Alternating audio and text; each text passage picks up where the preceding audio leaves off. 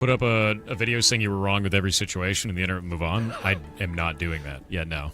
This is Pirate Software, a game developer who basically turned into an internet villain basically overnight. What started as a movement to preserve video games turned into one of the ugliest online fights we've seen in 2025. Because of people like Pirate Software completely misrepresenting what the initiative was. The internet is basically split into two camps right now. One was defending gamers, and the other was burning bridges, deleting tweets, and rage baiting everything. Let me walk you through how one of the most beloved indie game developers destroyed his entire career in just 1 week. In early 2024, something rare happened on the internet. A YouTuber named Ross Scott, best known for his classic series Freeman's Mind, stepped away from comedy and launched a campaign called Stop Killing Games. And it wasn't just some overblown YouTube drama or fake outrage farm. This was about something real, something that affects millions of people around the world. His mission was to make it illegal for video game companies to remotely shut down games people have already bought. At first, people thought it was a little bit extreme until Ubisoft pulled the plug on The Crew, a racing game that literally disappeared, not just from digital storefronts, but from the entire internet. Even if you owned it, even if you paid for it, the moment Ubisoft hit the kill switch, it was gone. The Stop Killing Games petition exploded. Within months, it passed 1.2 million signatures, quickly becoming one of the biggest consumer rights movements in gaming history. And this wasn't just gamers being loud on Twitter, right? This reached actual lawmakers in the European Union. Romanian MEP Nicolae Stefanda began advocating for digital ownership protections, arguing that when people buy a game, they're entitled to keep it forever. There is a quote here saying, "A game once sold belongs to the customer, not the company." Ross Scott, with zero corporate backing, turned a fringe issue into an international pressure. But the situation was even worse than people realized. A TechSpot report revealed that over 70% of online dependent games released before 2013 are now completely unplayable. And not because of hardware limitations, right? Not because of any bugs, but because companies just simply shut down the servers. Game preservationists started sounding alarms. Archivists warned that we are heading into a digital dark age, a future where art is deleted at the flip of a switch. But just as the movement gained momentum, just as gamers, developers, and lawmakers started aligning on a shared goal, that's when Pirate Software decided to enter the picture. And within days, everything started falling apart. At the height of the movement's momentum, one voice broke through the noise, and not in a good way. The voice belonged to Pirate Software, the real name Jason Thor Hall, a developer best known for live streaming game dev, mentoring young creators, and being one of the more relatable faces in indie gaming. But in a matter of days, that image would be absolutely obliterated. There's a deleted tweet from Pirate here basically saying this is insane, unrealistic, and entitled. Jason claimed that the Stop Killing Games petition was delusional. He said that the demands were unrealistic, entitled, and accused supporters of not understanding how game development works. And it didn't stop there. During a heated Twitch stream while responding to criticism, Pirate snapped, unleashing what would become the most infamous quote of the year. I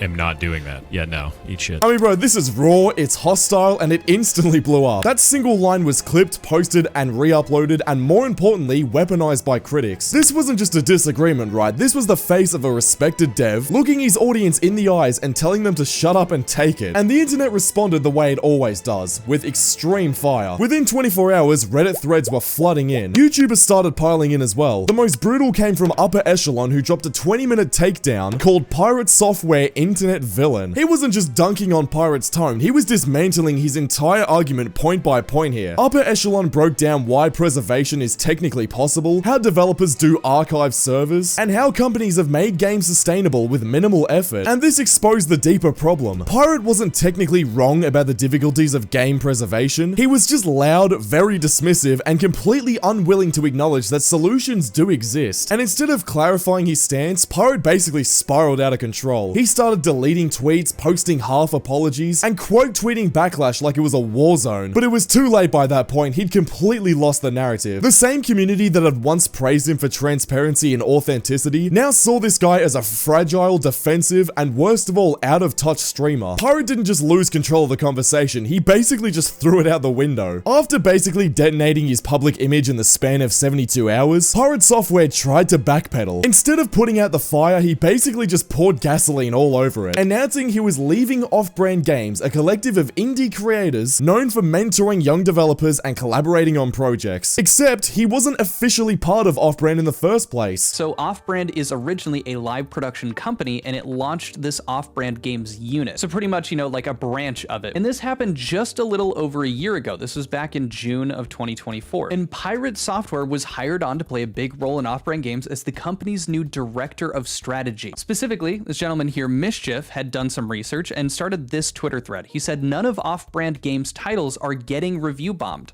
Ludwig and Pirate Software are both blatantly lying to seemingly further slander the Stop Killing Games movement. He basically said he was leaving a company he never publicly joined. This wasn't just damage control, this is just PR confusion. This led to a whole new wave of backlash. Pirate literally built his entire reputation on transparency. His whole brand was real talk from the industry insider, but now he's basically just unraveling in real time. Meanwhile, actual developers started stepping in. There are tools for this. There's a few tools I can list off here. Server binaries that can be archived, P2P networking can replace expensive infrastructure, APIs can be documented and emulated. It's not perfect, right, but it's definitely achievable, and in some cases it already exists. The SKG movement isn't asking every game to last forever, it's asking developers to not design them to die. But Pirate wouldn't listen. Instead of acknowledging the growing support from within his own industry, he dug a deeper hole into defending himself. Every time he was proven wrong, he tried to change the subject, and by this point, even his most loyal fans were noticing the pattern here. It was no longer about facts, it was all about ego. The guy who once taught thousands how to make games now refused to admit that maybe he didn't know everything. At this point, Pirate Software was already spiraling, but the moment Moist Critical entered the chat, it was basically over. Ross is correct.